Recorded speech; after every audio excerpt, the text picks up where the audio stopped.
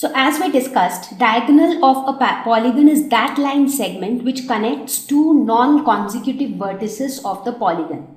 So this is the most important catch here, non-consecutive vertices. Let us take examples of some polygons. So this is a polygon. First tell me if this is a polygon or not. Let's look at the criteria. It is a closed curve. Yes. It is a simple curve. Yes. It is made up of only line segments. Yes. It is made up of 5 line segments. So this is a polygon. Now in this polygon, which are the vertices? 1, 2, 3, 4, 5. So these are the 5 vertices. Let's name them as A, B, C, D, E. So for A, which are the adjacent vertices or consecutive vertices? That means the vertices which lie side by side. That means for those two vertices, there will be a common arm or a common side. For example, the next door neighbors for vertex A are E and B, because E and A are consecutive. Similarly, A and E are also consecutive. So the consecutive vertices for A are B and E respectively. So which are the non-consecutive vertices for A? A and C are non-consecutive vertices. So if you join them, you get a diagonal.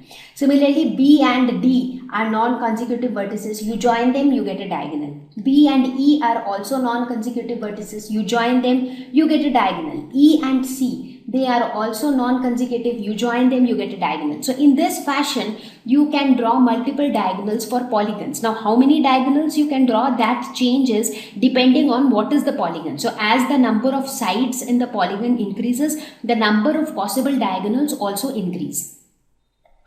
Now let us look at these polygons. So these are the polygons with 4 sides. So therefore, how many diagonals we can draw? So here it was 5 sides. So this time you will see that you can draw lesser number of diagonals. Like here you also have a possibility of this diagonal. Okay, so here this is one possibility and this is another possibility. So there are only 2 possible diagonals in this case. You cannot draw more than 2. Similarly, here also this is one possible diagonal, this is another possible diagonal. You cannot draw more than these. Now you can try drawing diagonals for all of these polygons. Now they are all polygons with multiple number of sides. So try to draw diagonals for all of them. So that would not only help you to practice but also help you in better understanding of diagonals. Now let's talk about regular and irregular polygons. So when we talk about polygons, there are 2 categories again. Regular polygons where all sides and all angles are equal. So can you tell me an example of a regular polygon which we have discussed some time back? Absolutely. Equilateral triangle. So equilateral triangle is an example of a regular polygon. Why? Because in an equilateral triangle, all the sides are equal, all the angles are also equal. So this is an example of regular polygon. Similarly, when you look at this polygon with 5 sides, such that the length of all the 5 sides are equal and also the measure of all the 5 angles are also equal. So this is a regular pentagon. Why pentagon? Because it has 5 sides. Penta means 5. Here, what is this? It is a polygon with 4 sides where all the 4 sides are equal and all the 4 angles are also equal, and we call this a square. So we will learn about square, pentagon a little later, but these are all examples of regular polygon. Regular means all sides equal, all angles equal.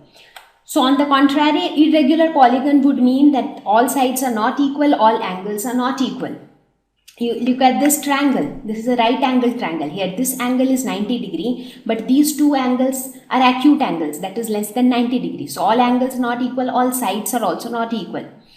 You look at this polygon. Here all angles are equal, all the angles are equal to 90 degree, but in this case all sides are not equal. So these opposite sides are equal and these opposite sides are equal, but the adjacent sides are not equal. You look at this one. Here all angles are not equal. So this is also an irregular polygon. So in order to be a regular polygon, all sides and all angles both should be equal.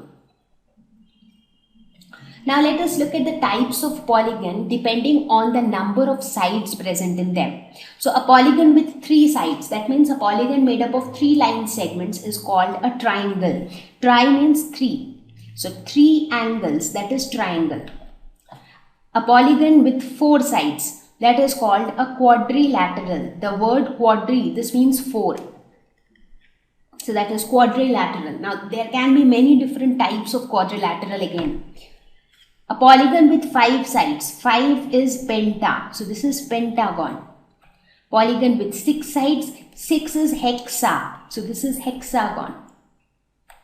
Polygon with 7 sides will be a heptagon. Hepta means 7. So hepta is 7, penta is 5, hexa is 6. Similarly, what would be 8? 8 is octa. So this would be octagon. So in a similar way, you can name a polygon depending on the number of sides present in it.